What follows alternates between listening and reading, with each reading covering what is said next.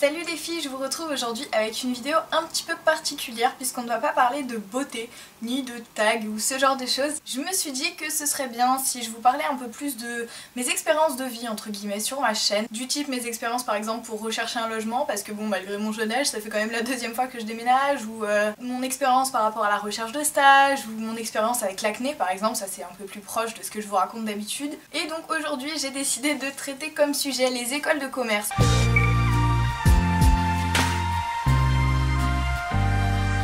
Alors bon, vous vous doutez bien que je les ai pas toutes testées, mais pour celles qui ne le savent pas, je suis en deuxième année d'école de commerce. Alors je suis rentrée en admission parallèle, donc je suis rentrée en septembre dans l'école de commerce. Je vais volontairement garder son nom secret parce que j'ai pas spécialement envie qu'on reproche d'avoir dit certaines choses ou quoi que ce soit. On est sur internet donc tout se sait. Dans cette vidéo il y aura aussi des anecdotes que j'ai pu entendre des autres écoles de commerce qui sont un peu similaires aux miennes. Donc voilà, je vais essayer de vous faire un truc un peu complet parce que je sais que les concours ont déjà commencé. Alors si vous avez déjà donné votre approbation pour la rentrée prochaine, ben c'est un peu tard, ok, je vous l'accorde, mais si vous n'avez pas encore passé le concours ou si vous hésitez à passer les concours, parce qu'il faut savoir qu'ils ont commencé en juillet.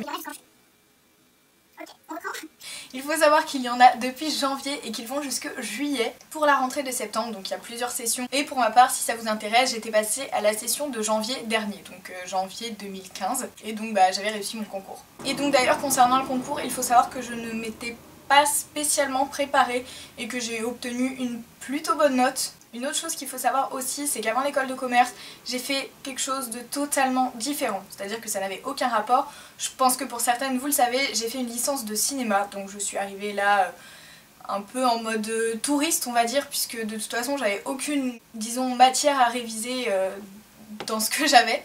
Et j'ai donc passé mes épreuves et réussi mes épreuves sans pour autant avoir un précédent avec les écoles de commerce et sans réviser genre un mois de ma vie, on va dire.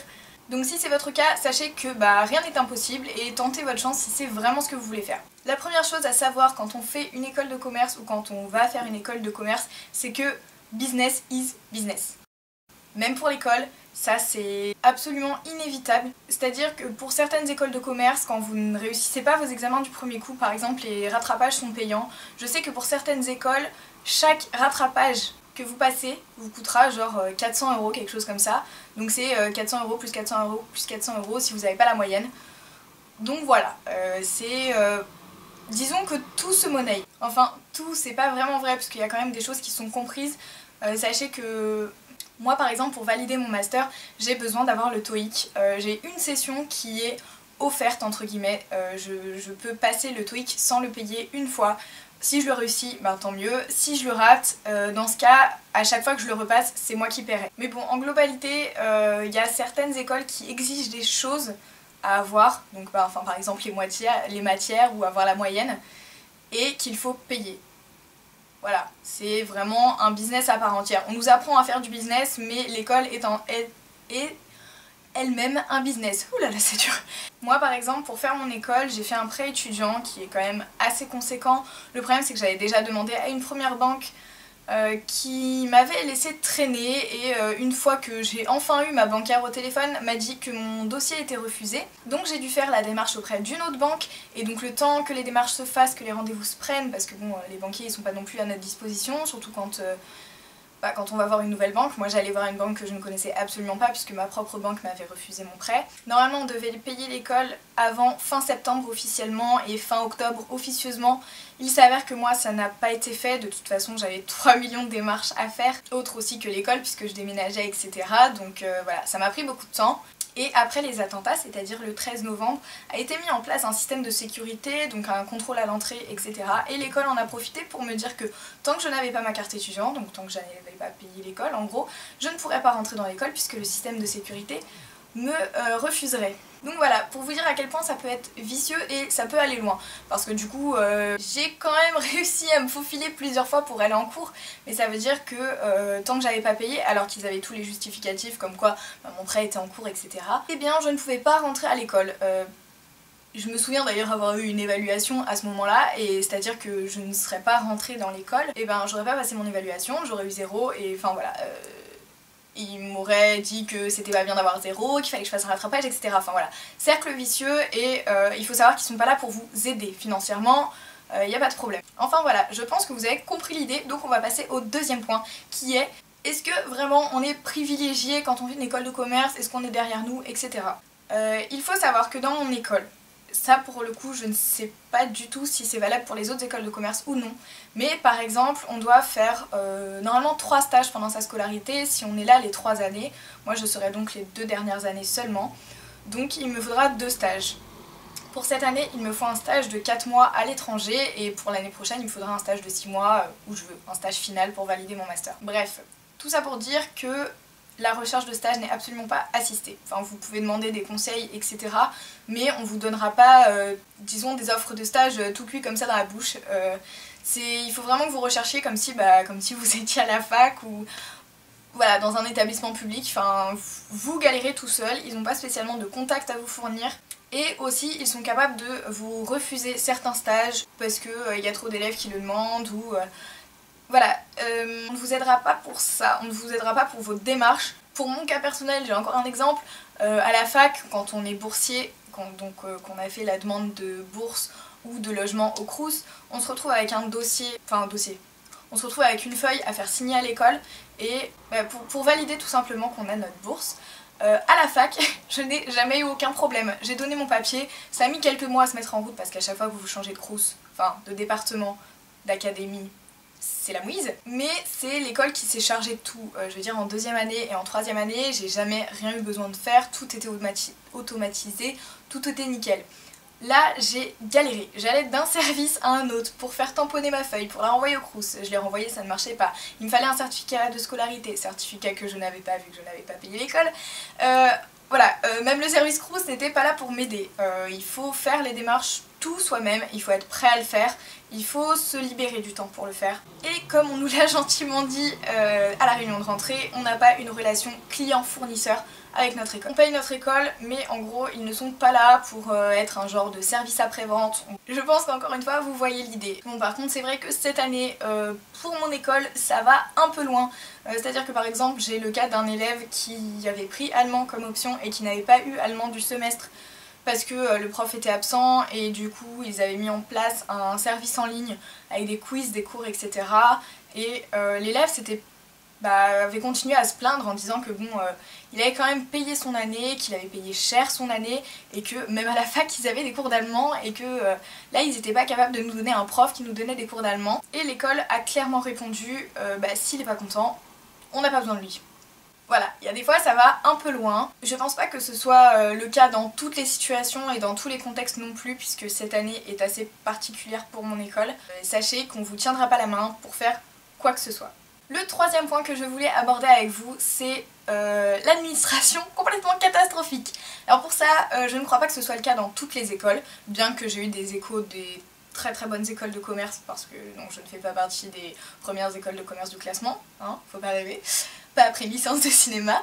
Voilà, j'ai quand même eu des échos comme quoi c'était quand même relativement similaire dans toutes les écoles de commerce. Et je dois dire que j'étais à la fac, j'étais à l'université Paul Valéry à Montpellier et si vous habitez à Montpellier, vous savez que cette fac a complètement super mauvaise réputation au niveau de l'administration. On dit que c'est l'horreur, que c'est la pire administration de toutes les écoles de Montpellier confondues quoi. Et je dois dire que pour le coup, bon alors à part quelques petites erreurs d'emploi du temps, c'était pas non plus oufissime. Mais alors là, on a atteint des sommets. Encore une fois, je vais vous fournir un exemple de mon cas personnel. Le semestre dernier, on avait un cours qu'on avait en commun avec d'autres classes évidemment, et les autres classes l'avaient eu avant nous. Évidemment, comme on se parlait un peu tous les uns les autres, on savait que ce cours serait en groupe, et on avait sur notre emploi du temps une journée qui, de 8 h à 19 h, était remplie de ce cours.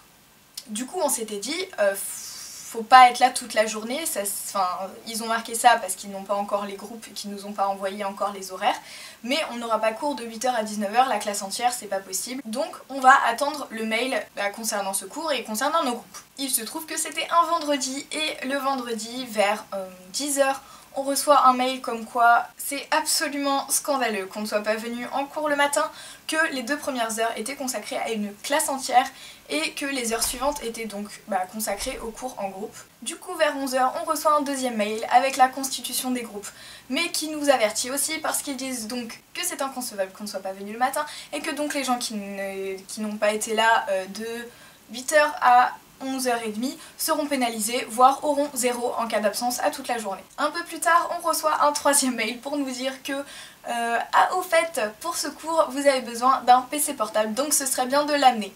Autant vous dire que ceux qui étaient en cours depuis 8 heures dans cette même matière, qui avaient respecté l'emploi du temps, etc.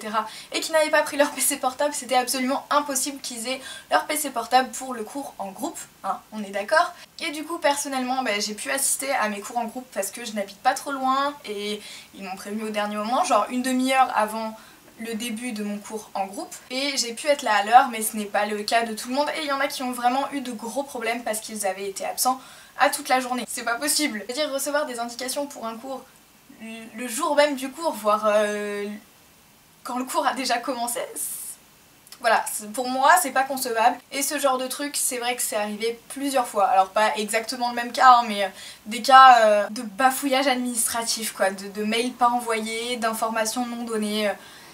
Voilà, c'est vraiment pas top pour mon école en particulier. Et du coup, en plus, ils nous rejettent la faute dessus. On aurait dû tous être là à 8 h parce que c'était marqué sur notre emploi du temps que le cours commençait à 8 h et qu'il était jusqu'à 19 h, donc on aurait tous dû être là. Alors sur le principe, c'est pas tellement faux, mais ils savent très bien qu'on parle tous entre nous et que les autres classes nous avaient forcément dit que ce cours était en groupe. Voilà, gros manque d'organisation, gros manque d'organisation. Ce qu'il faut savoir aussi, toujours par rapport à l'administration, mais ça je ne sais pas du tout si c'est pareil dans toutes les écoles de commerce, notre emploi du temps change toutes les semaines. C'est-à-dire que vous ne pouvez rien prévoir, vous ne savez pas quand vous allez avoir un week-end long. Par exemple, si le vendredi vous n'avez pas de cours, vous pouvez partir en week-end ou quoi que ce soit. Là, on le sait quand même au dernier moment, l'emploi du temps peut changer à tout moment. Justement, moi une fois j'étais partie en week-end un jeudi. Je n'avais pas cours le vendredi et une fois que je suis arrivée dans mon lieu de vacances, eh bien je me suis retrouvée avec 2 cours le vendredi, donc j'y suis pas allée, mais voilà, c'est vraiment très difficile de s'organiser avec ce genre d'emploi du temps, sachant qu'en plus il y a des semaines où vous avez un cours, voire 2 cours par jour, voire rien du tout d'ailleurs, enfin pas une semaine complète, mais par exemple le lundi vous avez 2 cours, le mardi vous avez rien, le mercredi vous avez 3 cours, voilà, des semaines quasiment vides, alternées avec des semaines horrible. Au premier semestre, il m'est arrivé de faire du 8 h 21 h. Autant dire l'enfer. Enfin, en gros, on rentre chez soi, on n'a même pas envie de prendre une douche ou de manger, on a juste envie de dormir. Voilà, ce sont des choses qui peuvent arriver. Alors, justement, dans mon école, ils ont un peu restructuré les choses et ce semestre, je n'ai pas terminé une seule fois après 19 h.